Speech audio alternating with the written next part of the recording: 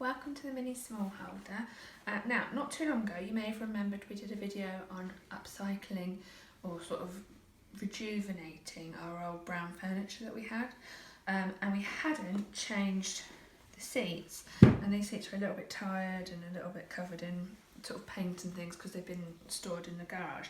So today I'm going to show you how to reupholster. We're going bold and we're going stripy. Okay, so I'll just pop that away for now and then I'll show you everything you need to know. So first things first, you're going to need an old flat head. Now the one I'm using is one that sort of type that I'd use to open up my paint box as well. So you work underneath it and then you use it as a lever on the staples that are already running alongside. Okay, so you're not doing any damage to the wood. You possibly are damaging the old material, but if it's old and used like ours is. Okay, now the way I use my pliers, I hold them like this. This isn't going to be easy work. Okay. Just be aware that this isn't necessarily what you want to do when there are animals running around or children underfoot. So this is one that I'm doing at the kitchen table because I've got no children around. Okay, and then you just keep going like that. So what you're revealing there is this was once tacked. It's all quite grim and you can see that this is kind of old and used. So I'll get that one out of the way and show you the one that I started earlier. Okay, you see, so this is one that's been completed, and now because we're trying to save money, we think that that sort of 15-year-old foam is actually still good enough quality. Let's have a little look underneath. You can see that it's been made to a good standard. It would be a shame to throw it away. So we're going to keep this. So what I want to do, I'll show you the material we bought today. We went to, in Birmingham, we've got a rag market, and we actually went directly there. So this is the front. It's quite vibrant and it goes with the purple and the acid sort of greeny yellow that we bought. This is the back of it, and then what I do, get one of the other ones. Now this is the bit that's quite important to be accurate on, because what you don't want is your stripes to get too confused. So you can see that it's all a bit decrepit and crusted. But what I'm going to do is I'm going to increase it slightly to what it is now.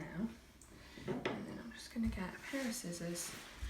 Now to be accurate, because when I get onto it, if I wanted to, I could always cut the corners again further. Now these scissors are the scissors that I only use for material, and these are the scissors that if anyone else uses for anything else, they're in trouble. Okay, and we just cut the corner nice and carefully so that you don't hurt yourself, but not neatly, as you can see, because we can always fold them over. I bought us a staple gun. So the material in total, we've got maybe 3 times the amount again, and that cost us £8. So to completely rejuvenate the chairs with new paint, I suppose the paint was about £12 a tub, and we used 2 because we wanted 2 different colours. So realistically you could do 6 chairs for £24, £8, £32. So a complete lease of life for that amount of money. So discard that, you don't want that anymore. And then we take this and then we line it up. Now what I'm going to try and do here is ensure that there's enough to fold there and there, and enough to fold there and there, which there is. And then what I need to do is ensure as much as possible that my lines are straight.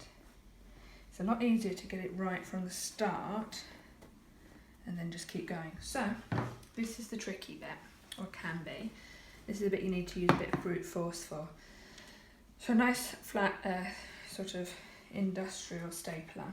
Now what you're going to find is that you are going to need to push on it here as well, and then get yourself nice and there so that that is flush. Okay. And I find it easier to do it along that line. And if you are doing this on your own, It's very difficult to get it perfect without brute force. So then if you wanted to, you could do one in the middle as well. And try and do this so that you're pushing on the front. And you're pulling it to you. There we go, see I've got one in mistake. But that's not the end of the world, okay? And then what you have to do, you can spin it round. And what I have been doing, because the lovely man holding the camera has also been checking for me, so just ensure that all the lines are pretty much straight. Are you happy with that? Yeah, okay. Sometimes you need someone extra to sort of make that decision. And then, again with this one, you can hold it nice and firm and squeeze up, and you can see that that's flush there. You don't need too much strength, and you don't need to over tighten it. I think I've seen ones in the past where people have really had to pull it tight and things, and I think the problem with that is you're distorting the shape, and you don't really want to do that because this will be the front, so it's important that it looks good. Okay, and then maybe fill a few more in there so that it's nice and secure.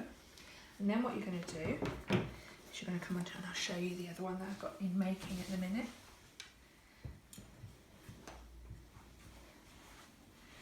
Okay. So here I've put two different types of corners on so that you can see the different types, and I'll just show you them now. So if you're going to make a corner, you're going to need to fold it like that, and then you have to kind of make sure it is as flush as you want it to be. And then I put a staple in, so this can be a bit fiddly on your own, but you can get it nice and straight.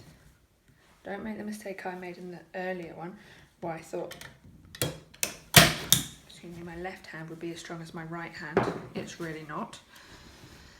So once I've done that, I can then run it along like that and neaten it up. Now don't forget, this is the bit that's going to be dropped in to the seat, so it's not actually going to be seen. So as long as that bit's neat, this bit will be hidden. Okay. Like that, and it's nice and flush. And again, now what you're going to do, you're just going to work along